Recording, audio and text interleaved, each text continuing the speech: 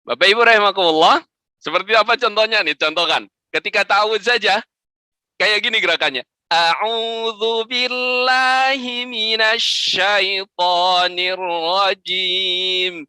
A'udzu, aku berlindung.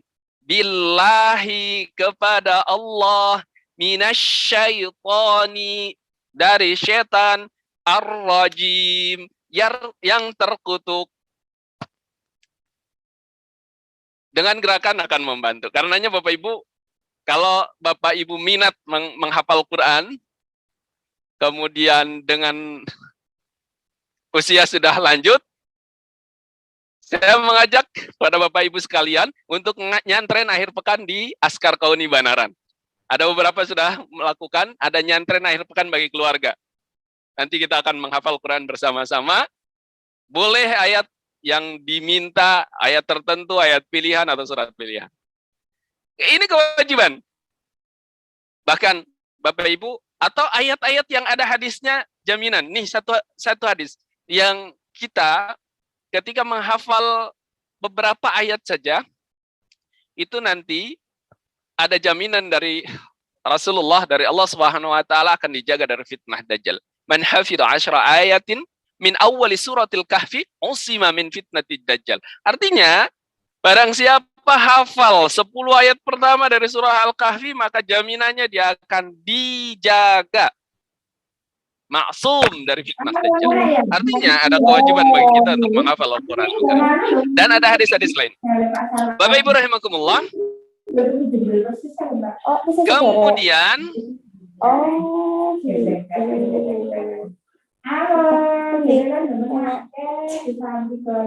bangun bomo.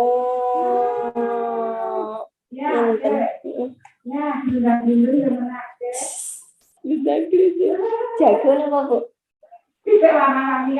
Oh, lah.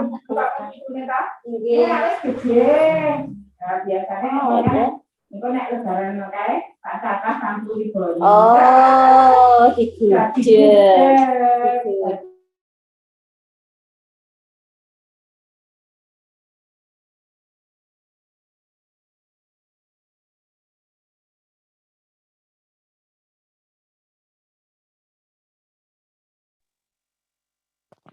Bapak Ibu rahimakumullah, kemudian setelah kita mengkaji, kemudian tugas kita adalah mengamalkan. Bapak Ibu rahimakumullah, dengan cara apa mengamalkan Al-Quran itu? Apa yang kita pahami dari Al-Quran ini langsung amalkan. Maka Allah akan menambahkan Al-Quran kepada kita. Hafalannya dan yang lainnya. Karomahnya, petunjuknya, hidayahnya, dan lain-lain. Simple saja cara mengamalkan Al-Quran, bahwa ketika Al-Quran berbicara tentang orang-orang hebat, orang-orang muhsin, orang-orang sedekah, maka kita harus mempunyai keinginan, mata akun, kapan aku menjadi seperti mereka. Ketika Al-Quran berbicara, wa anfiqu mimma razaqnakum min qabli ayyati ahadakumul maut. Berinfaklah engkau dari rezeki yang telah kami berikan kepada kalian sebelum datang kematian. Maka coba kita amalkan, mulai berlatih berinfak. Dan ternyata apa makna infak? Infak itu mengeluarkan sesuatu yang kita punya. Tidak harus material. Kalau kita punya ilmu, infaklah. Niati infak dengan ilmu itu. Bahkan, Bapak Ibu rahimakumullah, dalam fikih itu, infak itu sesuatu yang kita keluarkan. Ada sesuatu yang keluarkan itu sudah tingkatannya wajib, maka zakat namanya. Dan itu bendanya tertentu, ukurannya tertentu, mengeluarkannya tertentu, dan membagikannya, menyalurkannya kepada orang-orang tertentu. Yang kedua, ada infak sunnah. Nama lain yang lebih populer disebut sedekah. Sedekah ini ternyata tidak hanya materi, tidak hanya barang tertentu.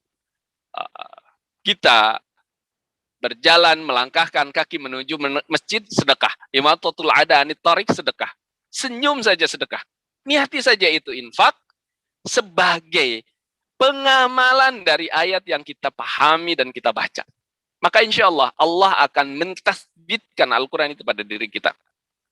Dan yang terakhir, Bapak Ibu, ad-dakwah. Mendakwahkan Al-Quran ini kepada orang lain. baru. Insya Allah Bapak Ibu, ketika kita meyakini yang pertama, memahami dengan hasil kajian kita terhadap Al-Quran, apa itu Al-Quran, maka itu akan baru terbangun pada jiwa kita ketertarikan terhadap Al-Quranul Karim. Kalau kita sudah tertarik, kemudian berinteraksi secara intens dengan Al-Quran, maka insya Allah kehidupan yang penuh dengan kebahagiaan akan terwujud pada diri kita, keluarga kita. Bapak Ibu rahimakumullah, sebelum diakhiri, sebelum diskusi nanti, bahwa 14 hari ke depan Ramadan disebut Syahrul Quran, bulannya Al-Quranul Karim. Li'anna fiha unzilal Quran. Li'anna fih, di bulan itu, di bulan Al-Quran, di bulan Ramadan diturunkan Al-Quran. Artinya, insya Allah Allah akan memberikan energi lebih kepada kita untuk untuk berinteraksi dengan Al-Quran dibanding di bulan-bulan yang lain.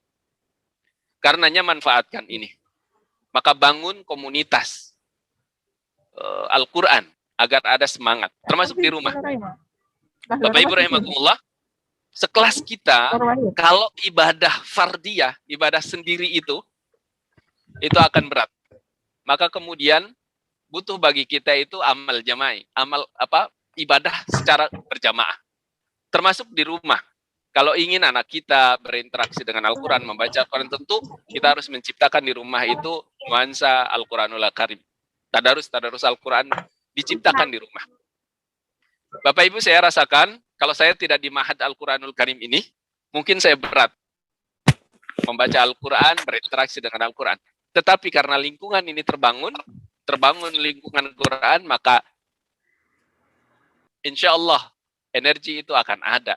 Maka Bapak Ibu rahimakumullah, momen Ramadan, ciptakan lingkungan membaca Al-Quranul Karim. Syukur-syukur ada kesempatan untuk barang sehari 2 hari mendalami Al-Quran. Kalau ingin bersama-sama mendalami, mentadaburi tafsir Al-Quran, silahkan Bapak Ibu bersama-sama ke Askar Kauni. Insya Allah kita akan bantu bersama-sama mempelajari Al-Quran, mentadaburi Al-Quran, agar kita semakin paham Al-Quran itu apa, sehingga semakin tertarik, bahkan sampai merasa Al-Quran itu kebutuhan hidup, merasa muncul ada kecintaan terhadap Al-Quran. Mudah-mudahan Allah anugerahkan hidayah kepada kita untuk terus bisa berinteraksi dengan Al-Quranul Karim, memahami Al-Quranul Karim, sehingga kita merasa butuh dengan Al-Quranul Karim. Ketika apapun masalahnya, maka Al-Quran menjawabnya.